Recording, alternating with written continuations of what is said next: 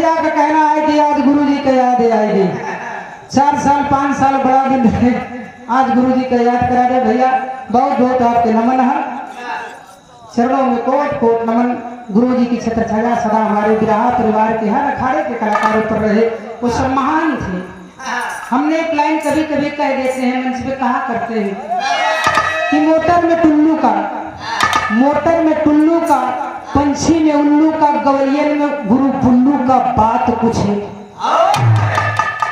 सीमा पे प्रहरी का, मछरी में सहारी का, बिरहा में लहरी का बात कुछ है। भैया ये अंदाज था उनका जो गा करके चले गए, अमर इतिहास हो गया। गुरु जी कभी कहोगा मैं कि सैया मिला बड़ा हल्का भगवान कसम, सैया मिला बड़ा हल्का भगवान कसम,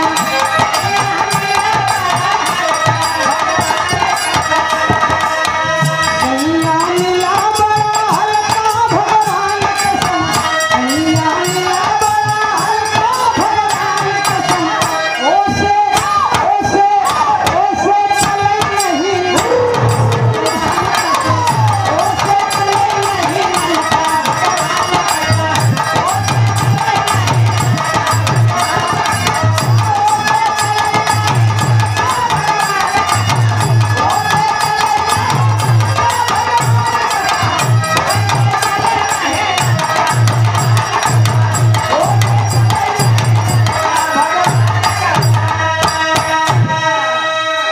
ये भाव को समझते हुए हमारे हृदय के गार्जियन बड़े भैया यतकुल शिरोमणि यतकुल नंदन धर्मराज यादव भैया, ब्रजेश फौजी भैया की दाहिने भुजा, ये 51 रुपया देकर के सम्मान करते हैं। आशीर्वाद की श्रेणी में चरणों में कोट कोट नमन। सकल पंच का बहुत बहुत नमन है। गुरु जी तो जो गाया करते थे सब उनका एक अंदाज निराला था। वो खिड़की वाली तू कल फिर आना, नहीं फिर जाना, तू अपनी जुबान से, तेरे नैना जाना बेईमान से। वो खिड़की वाली तू कल फिर आना,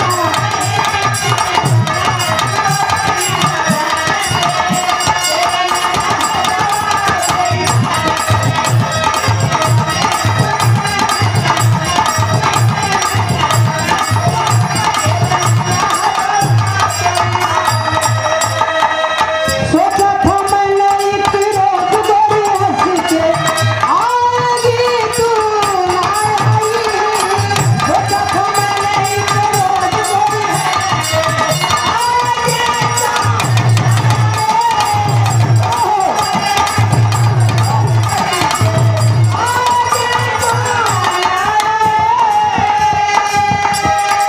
वादा किया था सैया बन के भुगरिया, वादा किया था सैया बन के बछरिया, खाई तू ना खाई, वादा किया था सैया बन के बछरिया, खाई तू ना